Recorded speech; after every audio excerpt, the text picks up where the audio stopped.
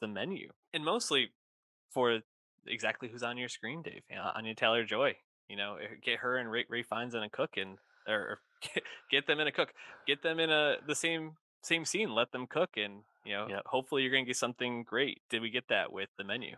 Yeah, I like the menu quite a bit. It's a black comedy, suspenseful thriller, satire, amalgamation of a few genres type movie, but a bit of a throwback to you know movie making of the past in that regard. I liked it quite a bit.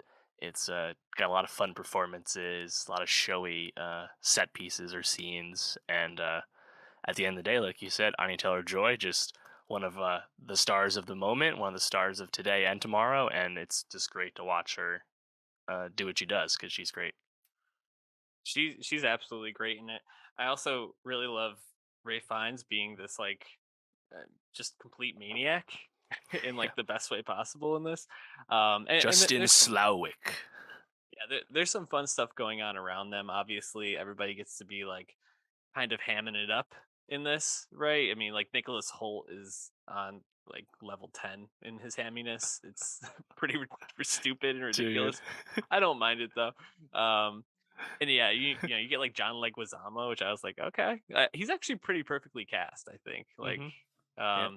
Yeah. this former star who people don't remember, Hong Chow, Yes. um, is I think a scene stealer in this. A really great performance from her, but she's also dialed up. Like everybody is dialed up in this, which I appreciate. Um, you know, I think the menu could be considered this like commentary on society today in some respect, which I Mm. actually don't know if like those messages hit that well for me. But I think if you look at it as talking about like just like the restaurant genre and like the whole like industry, there's a lot more to like agree with there. Yeah. So I think it kind of depends on what you want to take away from the movie, but I thought it was, like, fairly effective. It's just, like, a searing critique on, like, high food, like, Yes. high, deli what are they, delicacies? Fine dining. Fine dining, thank you. Yeah. No, I think that's exactly right. Because early on, before the movie really like opens up all the way, they're setting up Nicholas Holt's character as someone you despise, as this like some food snob type who's like really obsessed with fine dining and like that's their personality, that's their number one hobby, which those people do exist. And when I'm watching it, I'm like, yep, these are the people I just don't like because I just don't feel that way about dining and food the way a person like Holt's character does. And then the movie kind of like moves it around and it's like, oh, is this like an eat the rich type movie? And it Mhm. goes into that a little bit. It's a bit surface level. I don't think that's a new perspective, a new commentary. It doesn't really shine anything new in that regard. But then the way it brings it back around again, like you said, where everything gets revealed about the presence of the hamburger, the cheeseburger in Mhm. this movie, and I think it speaks more about to like the joy of cooking or eating, whatever it might be. And that I think is a bit more of a universal perspective. Again, not that we're really seeing anything new in this in terms of the commentary, but I think that's a more like enjoyable perspective to be with than like the kind of blatant like eat the rich. Let me fuck over these rich assholes as the service worker that I am. It's like all Right. right, like whatever. And I liked it more when it was a bit concerned with telling Fine Dine to fuck off a little bit. Like Anya Taylor Joy's character Margot, she just starts like laughing and like being completely like not about everything that's going on because she's like a normal person. Mhm. Like that was the stuff I jive with the most. Yeah, and I also thought the question about, like, who are you trying to be in regards to Margot as Aaron, this escort, and when he's like, "Do you wanna be on the side of the guests, or do you wanna be on the side of the servers?" in this case, and, like, how because I forgot what it was that she, like, called, like, for help or something like that. They said, like, "Oh, you are on the side of the diners," and then she kind of, like, flipped it around by, like, Hmm. basically just never giving into this guy's ego. Right, I right. thought Stopped was eating, sending food yeah, back, whatever it might be. Just not not exactly. not not going with the program, not following the menu. I thought that was really great. Not only as like a how is she going to get out of this situation, but the idea of like she's this escort, someone who is not on the same level of status as everybody else in this room, is being told you're not supposed to be here, but is kind of being lumped in with all these people just by the fact that she's in this room with these people and like how Mhm. she's perceived like by the world. I thought that was like like a pretty interesting commentary. Um just a few moments that I really liked. I liked when he sends out the like I think it was like a taco shell with like all the things on it and like people start freaking out like the reviews from like the critic of that got restaurants closed down or like John Yes. Leguizamo and Yep. his guys had later like tax fraud Yeah, like sheets printed or into whatever the it was. tortilla or whatever it was. Yeah, Yeah. yeah. I thought that was pretty funny to like see them all start to kind of realize.